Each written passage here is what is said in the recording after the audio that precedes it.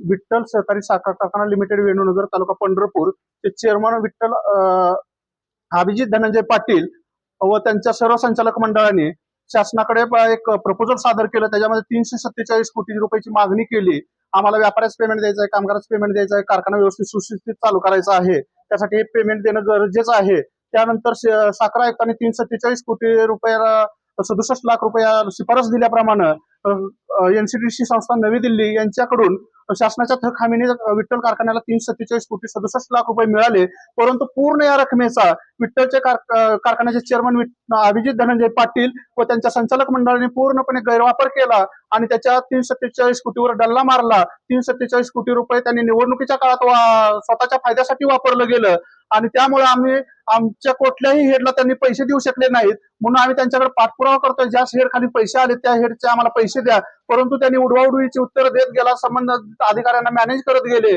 संबंधित अधिकारी सुद्धा याच्यामध्ये साखर आयुक्तापासून खालीपर्यंत सर्व अधिकाऱ्यांना सुद्धा याच्यामध्ये या अपहारामध्ये सामील आहेत, कारण त्यांना ते पाठीशी घालतायत असा आमचा त्यांच्यावर स्पष्ट आरोप आहे। कोणत्या मुद्द्यांवरून हे पाठीशी घालताय असं वाटतं?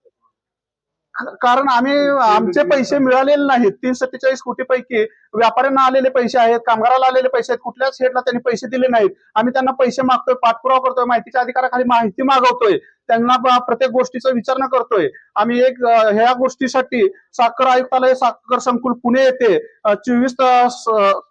24 एप्रिल रोजी एक दिवसीय लाक्षणिक उपोषण केलं। त्यावेळेस आम्हाला त्यांनी पत्र दिलं की आपले तातडीनं दखल घेतली गेलेली आहे। तात्काळ आम्ही विशेष लेखा परीक्षक वर्ग निकाळजे साहेब यांना तपासणीसाठी पाठवलं गेलं आहे आणि तुम्हाला 4-8 दिवसात तुम्हाला याचा अहवाल देऊन तुमचे पैसे तुमच्या खात्यावर वर्ग केले जातील। परंतु आज आम्हाला 1 महिना होत आला, या कुठल्याही गोष्टीची दखल घेतली जात नाही। आम्ही त्यांच्याकडे ज्यावेळेस विचारणा करायला जातोय त्यावेळेस ते सांगतात की आम्हाला दप्तर उपलब्ध करून दिलं जात नाही। आम्ही त्यांना परत जाब विचारला, तात्काळ अहवाल म्हणजे काय असतो साहेब, आम्हाला ते तर कळू द्या। ते म्हणले आम्हाला 7 ते 8 दिवसामध्ये तुम्हाला त्याचा रिपोर्ट देणं गरजेचं आहे। मग साहेब म्हणलं आज किती दिवस झालं, तुम्ही का त्यांना पाठीशी घालताय, तुम्ही ह्याच्यामध्ये सामील आहात का ते तर आम्हाला कळू द्या म्हणलं। साखर आयुक्तांना सुद्धा आम्ही ह्याच्या बाबतीत जाब विचारला। आम्ही परवा सहकार मंत्र्यांच्या दालनामध्ये आमची मिटिंग झाली, त्यावेळेस आम्ही सुद्धा साखर आयुक्तांना हा जाब विचारला, हे पैसे तुम्हाला आले तुम्ही दिले नाहीत। ते सहकार मंत्र्यांनी त्यांना विचारलं हे खरंय का साहेब, तर त्यांनी सुद्धा होकार दाखवला की आम्ही यांना देऊ शकलो नाही, तर त्यांना तात्काळ ते पैसे द्यावेत असा त्यांनी स्पष्ट आदेश दिलेला आहे।